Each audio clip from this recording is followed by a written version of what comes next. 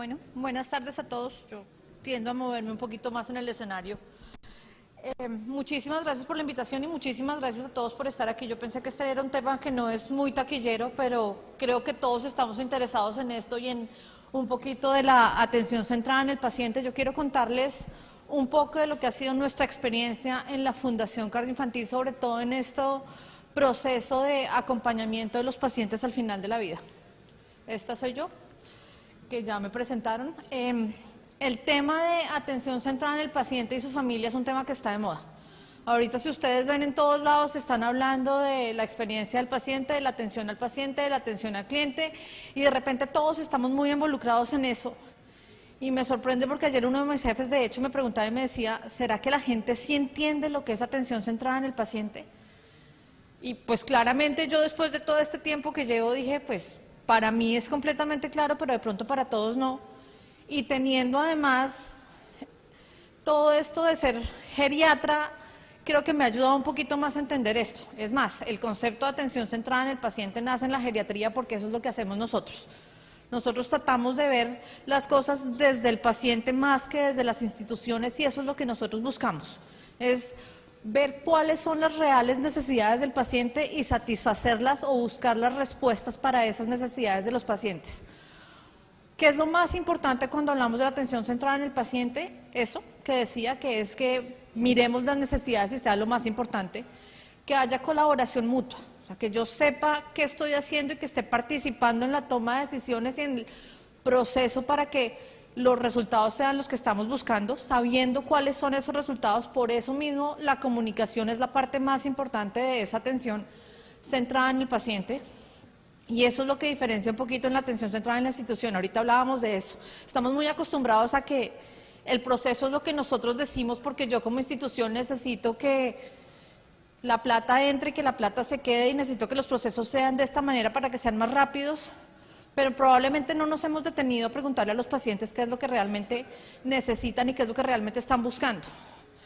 Una anécdota chiquita desde mi lado de experiencia del paciente. Yo aquí salto un poco en experiencia del paciente de geriatría, pero nos pasó, los servicios de urgencia son servicios que están completamente conglomerados en todas las instituciones de salud, y nosotros nos sentamos y nos rompimos la cabeza y qué vamos a hacer y cómo mejoramos el sistema, y nos va a tocar crear un servicio de urgencias muchísimo más grande. Y en algún momento dijimos, momento, preguntémosle a los pacientes realmente qué es lo que quieren. Y pues obviamente para ellos estar apretados y no estar tan cómodos es aburrido, pero para ellos lo más importante era que la enfermera o que el médico o que la persona que está en la puerta los tratara bien y les explicara por qué la demora y por qué no hay una silla y por qué no hay eso. Entonces ahí es cuando hablamos de esa diferencia de procesos centrados en la institución, cuando nosotros lo que pensábamos era, necesitamos más camas porque eso es lo que creen los pacientes. Cuando nos dimos cuenta, no, lo que necesitamos es hablar con los pacientes porque eso es lo que ellos quieren. Entonces es ese cambio de miremos realmente qué es lo que quieren nuestros pacientes. ¿Cuál es el fundamento de eso? Cumplir los deseos de los pacientes, y esto, ahí vuelvo a ser geriatra, y es, realmente eso es lo que estamos buscando. O sea, que la calidad de vida de la que tanto hablamos realmente funcione y que realmente sí podamos hacer algo por eso, y establecer cuáles son las prioridades para nuestros pacientes. Que los procesos sean realmente pensados en los pacientes, tener en cuenta las preferencias de los pacientes, sus valores. Ahí empezamos a mirar todo lo demás que en el sistema de salud apenas a veces se nos olvida, y es el soporte espiritual. ¿Qué es lo que nos ayuda? No solamente la religión, sino qué es eso que me hace ayudar a afrontar la enfermedad. ¿Cuáles son las condiciones socioeconómicas? Y volvemos a eso y a todas las bases de la geriatría y de la gerontología, que es, miremos todo en el contexto que es, y no solamente el medicamento que le tengo que entregar, y aquí está su pepa y usted verá cómo se la toma, sino quién se la va a dar y qué va a pasar, y si va a tener un evento adverso, quién va a estar ahí, cuál va a ser ese evento adverso. Entonces, ¿cómo empezamos a unir todo? Y claramente es que nos demos cuenta que somos seres humanos complejos y que debemos ser tratados como tal. Entonces ahora venimos a una parte que es un poquito más complicada, y es ese tabú del final de la vida, y eso que, de lo que siempre queremos evitar y que no queremos. Y cuando lo pienso como médico, y cuando yo estaba en la universidad estudiando medicina, que a uno le enseñan a curar, a ser el héroe, el que todo lo puede, y nadie le dice a uno, hay pacientes que se van a morir, hay pacientes que a pesar de todo lo que uno haga, se van a morir. las personas se van a morir. Los adultos mayores llegarán a un punto en que se van a morir, los niños, los jóvenes, pero nosotros como que tenemos esa, y colombianos además también tenemos esa cultura de, no abuelita, no hable de la muerte, que usted nunca se va a morir, no diga eso, que va y la trae y que empecemos a... Entonces la gente tampoco puede hablar de las cosas porque nosotros mismos bloqueamos eso. Entonces llegar a una institución y decir, queremos humanizar el proceso al final de la vida, es como decir, se van a morir más los pacientes, ¿por qué estamos haciendo eso y que estamos atrayendo la muerte? Realmente no. Pero una de las cosas que realmente necesita que humanicemos en los hospitales y en las instituciones de salud es el final de la vida, porque es eso a lo que todos les hacemos el quite. Y lo más importante es volver a mirar eso, o sea, no son solo los síntomas, es las necesidades religiosas, las necesidades espirituales, los últimos deseos de los pacientes, todas esas cosas que realmente influyen a la hora de tener un mejor o un buen morir. Una de las cosas, y los que han estudiado conmigo y los que han sido mis residentes lo saben, y para mí, cuando yo me despeluco, por decirlo así, o cuando tengo gente que me dicen, no, es que le vamos a pasar al paciente a geriatría porque es que ya no hay nada más por hacer. Entonces, por cardio ya no tenemos nada más por hacer, entonces le queda geriatría. Y ahí es cuando yo me pongo y digo, esto es imposible porque siempre va a haber algo por hacer y siempre tenemos algo que realmente, así sea solo cogerle la mano al paciente y decirle, aquí estamos y vamos a acompañarlo, pero siempre hay algo por hacer y siempre debería ser ese médico que ha estado con el paciente todo el tiempo, más que el que está más experto, por decirlo así.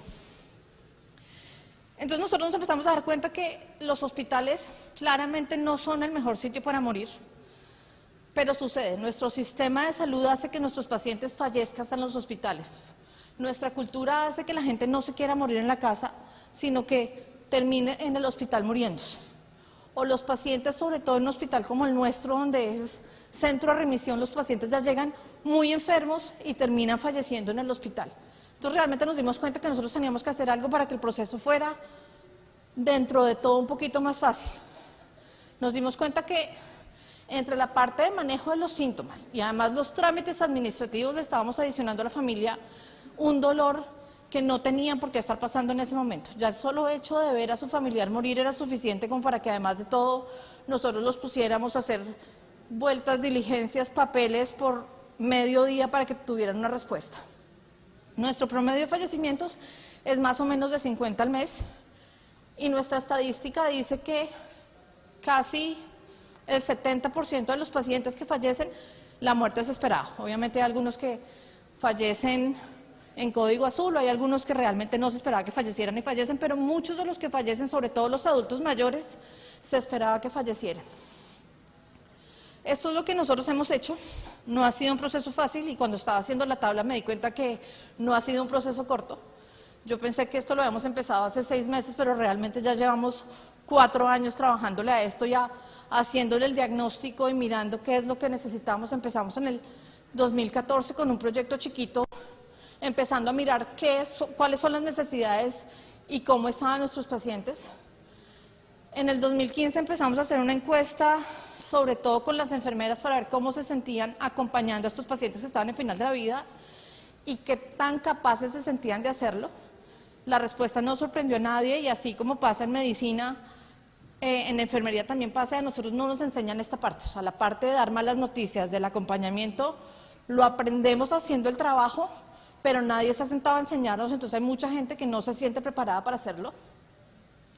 En el 2016 dijimos ya, necesitamos diseñar un proceso que realmente funcione y que sea estandarizado, y fue cuando nació la idea del código Lavanda.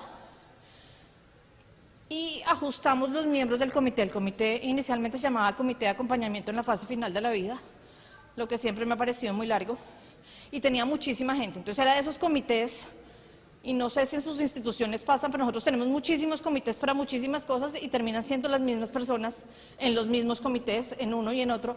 Entonces la gente se va desgastando, entonces la gente iba y opinaba y no resultaba mucho el trabajo. Entonces en el 2016 decidimos dejar menos personas, pero personas que realmente trabajaran, y tener tanto personas clínicas como administrativas también para tener toda la visión. Y dentro del comité había el familiar de un paciente que había fallecido y había fallecido en la institución para que nos contara cómo había sido su experiencia. En el 2017 ya arrancamos con el proyecto y empezamos con los talleres de cómo dar malas noticias. Entonces, además de que teníamos nuestro proyecto ahorita, que ya les voy a contar qué es, empezamos también a educar a la gente en cómo hablar del tema para que se sintieran más preparados para esto. Y en este año hemos seguido con los talleres, ya está en toda la institución, y lo que estamos continuando son con los talleres de manejo de duelo y talleres para los familiares de los pacientes y para los funcionarios involucrados en el proceso. Este es nuestro logo. ¿Y qué es el Código Lavanda? Simplemente es un procedimiento que hemos establecido para humanizar el proceso al final de la vida.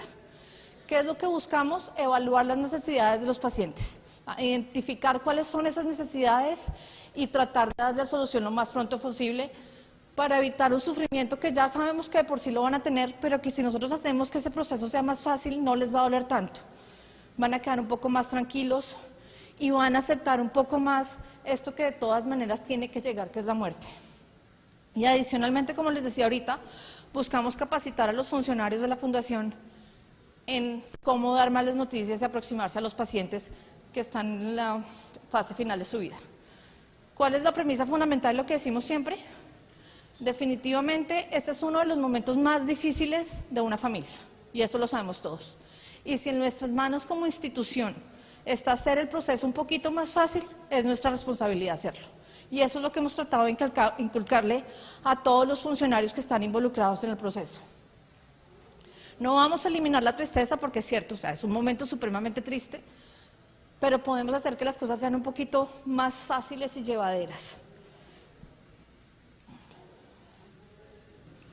Y nos dimos cuenta además que en ese momento, y pues obviamente uno no tiene cabeza para pensar en los trámites administrativos, que necesito 5 copias de la cédula que tienen que estar alargadas al 100% y que además tiene que traerme y esto y todo eso.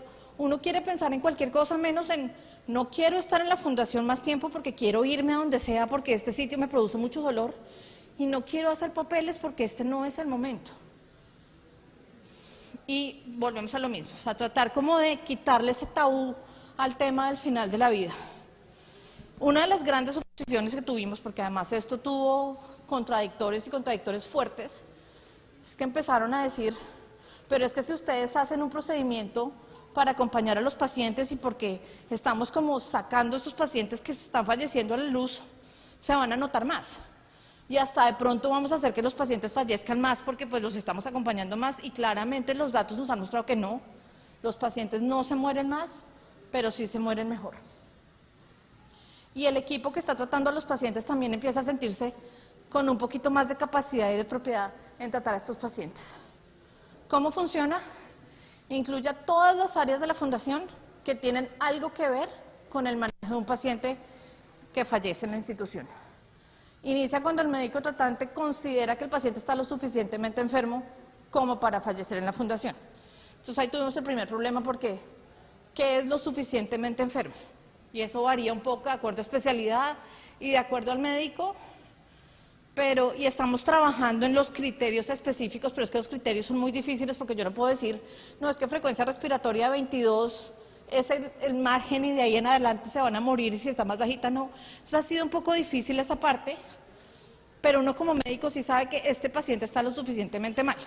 Por eso mismo sacamos a los pacientes de cuidados intensivos, porque todos los pacientes en cuidados intensivos están lo suficientemente mal como para fallecer en la institución. Entonces, los pacientes en cuidados intensivos no entran en Código Lavanda a menos de que ya tengan readecuación del manejo y estén en sedación. Toda la comunicación con el paciente y su familia sigue siendo parte del médico tratante. Y esta es una de las cosas donde yo he hecho más énfasis porque realmente la comunicación debe ser de la persona que ha estado ahí con el paciente siempre. El que lo conoció cuando estaba mejor, el que lo conoció a medida que se iba empeorando y el que ha estado ahí siempre, son los que deben estar encargados. Nosotros realizamos el apoyo y hablamos con ellos si necesitamos más cosas, pero la idea es que todas las decisiones sean dentro de lo posible en el ámbito lo más privado y respetuoso posible y por el equipo tratante. Lo activamos nosotros por experiencia del paciente, nosotros sabemos cuáles son los pacientes y nos avisan. Estas son todas las áreas involucradas. Nosotros desde experiencia del paciente hablamos con apoyo espiritual y con medicina integrativa. Medicina integrativa nosotros lo manejamos con voluntarios que nos ayudan y tenemos aromaterapia y tenemos terapia de respiración y un poquito de reiki y esas cosas que nos ayudan un poco con la familia. Enfermería para que esté atento, terapia respiratoria porque si ese paciente hace dificultad respiratoria tienen que ir más rápido. Lo mismo con farmacia, porque si ese paciente necesita un medicamento, necesitamos que despachen ese medicamento ya y que no esperemos a las 4 de la tarde que sale el carro de la farmacia, porque tenemos que controlar el dolor y porque tenemos que controlar los síntomas ya. El servicio de alimentos a mí no se me ha ocurrido y fueron ellos los que se nos acercaron y nos dijeron, venga, nosotros queremos participar, inclúyanos en el correo porque es que si en serio hay un paciente que dice que se quiere comer un helado de vainilla en su último día, vamos a hacer absolutamente todo lo posible para conseguir ese helado de vainilla. Y por eso los incluimos a ellos. Todavía no nos han pedido nada muy loco, lo único que me han pedido es una Coca-Cola, que eso hasta yo lo hubiera podido conseguir. Pero el resto no han sido cosas muy raras, que eso es lo otro que me sorprende, la gente no pide cosas muy raras ni muy locas. Con lo que hemos tenido algunos problemas ha sido con el apoyo espiritual y más porque nosotros recibimos pacientes internacionales y en algún momento llegó un paciente que nosotros no teníamos el contacto y no sabíamos cómo conseguirlo y hemos aprendido y hemos establecido contactos a partir de eso. Y lo otro ya es la parte de asignación de camas porque pues nuestra intención es que esos pacientes tengan una cama y no fallezcan en urgencias, que fallezcan en el mejor sitio posible dentro de las posibilidades de la institución obviamente. Los médicos de turno, el servicio de aseo para que esté pendiente, seguridad, porque nosotros somos un hospital de puertas abiertas, pero igual tenemos áreas restringidas. Igual, para que entre el hijo a las 2 de la mañana, pues necesitamos que el personal de seguridad lo permita. Entonces ellos también están enterados para permitir que la gente entre y salga y para que además si le tienen que decir, no, ya hay 2 personas en la habitación, lo digan con un poquito más de tacto y sepan que ese paciente está en una condición especial. Y los demás ya son para el proceso después de. Y ese fue uno de nuestros, de lo que intentamos en algún momento era disminuir los tiempos, entonces por eso necesitamos que facturación sea más rápida, que el cierre de la historia, entonces que los pacientes que están en Código Lavanda tengan las historias en una montañita aparte para que cuando el paciente fallezca yo ya coja esa historia y la cierre más rápido que con otro paciente porque no queremos que los familiares estén aquí tanto tiempo. Este es uno de nuestros pacientes en Código Lavanda que quería ver a su perro y lo que quería era ver a su perro para despedirse. Este paciente terminó yéndose a su casa, falleció a su casa, pero igual hicimos, yo digo que mientras nosotros podamos hacerlo, lo vamos a hacer. Y hay cosas que realmente se pueden hacer, nosotros gracias a Dios tenemos los espacios que nos permiten hacer este tipo de cosas. El arreglo de la habitación, todo lo que necesiten para sentirse un poquito más tranquilos. Bueno, no se escucha, pero esto es musicoterapia y les llevamos musicoterapia si la necesitan, las canciones,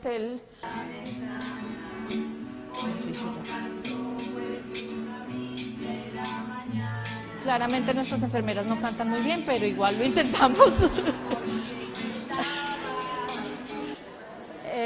Esto fue lo que hicimos y toda la socialización del Código Lavanda y todos los talleres que estamos haciendo. Esta es una de las cosas que empezamos a medir, obviamente todas estas son mediciones muy blandas, entonces es muy difícil sacar datos y esa es una de las partes complicadas de experiencia del paciente y hemos ido aprendiendo qué cosas se miden y una de esas fue tiempos. Antes del Código Lavanda, en promedio en la institución, nos demorábamos 12 horas entre el paciente fallecía y le dábamos el Pasisalvo y se podía ir a su casa. Me parece que 12 horas esperando el cuerpo de un familiar es una cosa terrible, terrorífica y fue donde empezamos a intervenir y es donde realmente hemos visto que se ha habido disminución y ya vamos en casi 2 horas y media, o sea que sí realmente hemos visto disminución en el tiempo. Este es el porcentaje de pacientes de los que fallecen en la fundación que fallecen en Código Lavanda. Inicialmente yo pensé que podíamos llegar al 100%, después dije no, claramente no, porque tenemos que sacar a los que fallecen en UCI, que no esperamos que se mueran, a los que se mueren sorpresivamente, entonces claramente siempre vamos a tener algún margen, pero lo que buscamos es que esos pacientes que estamos esperando, que sabemos que están en una condición lo suficientemente mala, si van a fallecer, que fallezcan en Código Lavanda para poder hacer este acompañamiento. Con los niños ha sido un poquito más difícil y yo creo que es porque con los niños Yo todavía creo que cuando ponemos a un paciente en código lavanda es porque decimos, ya aquí no hay nada más que hacer y algunos médicos lo toman como rendirse, a pesar de que no es rendirse, por lo tanto no hemos tenido tantos niños. Los niños que hemos empezado a tener han sido en los últimos meses y son los neonatos que llegan con cardiopatías congénitas que ya definitivamente juntas se dice no los podemos operar, entonces ya sabemos que van a fallecer. Entonces esos han empezado a incluirse en el código lavanda, pero todavía nos falta mucha educación y ver que realmente este es un proceso que nos ayuda a todos. Algunos otros resultados: los pacientes en código lavanda son mayores estadísticamente significativos que los pacientes que no están en código lavanda. Mi hipótesis es la misma, o sea, con los mayores yo ya tengo más claro que van a fallecer y soy como un poco más dado a permitir que fallezcan. Los que les decía de los niños, el diagnóstico más común es las cardiopatías congénitas. No hay diferencia entre los géneros, hombres y mujeres, y va cambiando durante el mes.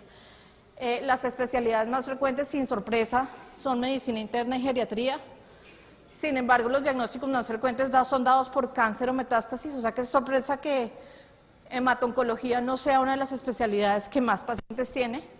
Sin embargo, hemato es todavía alguno de esos que dice, este paciente va a fallecer, entonces lo vamos a pasar a los expertos para que lo manejen. Entonces, las patologías más frecuentes son cáncer, infecciones respiratorias y falla cardíaca, que eso se correlaciona con que son las patologías más frecuentes también en los pacientes que no están en código lavanda. Y nosotros, ¿qué entregamos con esto? Informes trimestrales, uno a la dirección para que la dirección realmente sepa qué es lo que está pasando y qué es lo que estamos haciendo, al comité de mortalidad para verificar que sí esté correlacionado con la mortalidad institucional, y los indicadores son los pacientes que fallecen en código lavanda, sobre todo los pacientes que fallecen en la unidad. Y estamos trabajando en desarrollar la encuesta de satisfacción para esos pacientes. Es un tema muy difícil, entonces todavía no lo estamos manejando. Nosotros en nuestras encuestas de satisfacción en la institución, si un paciente fallece, sale de la base de datos, entonces no les preguntamos cómo le fue, si bien o no.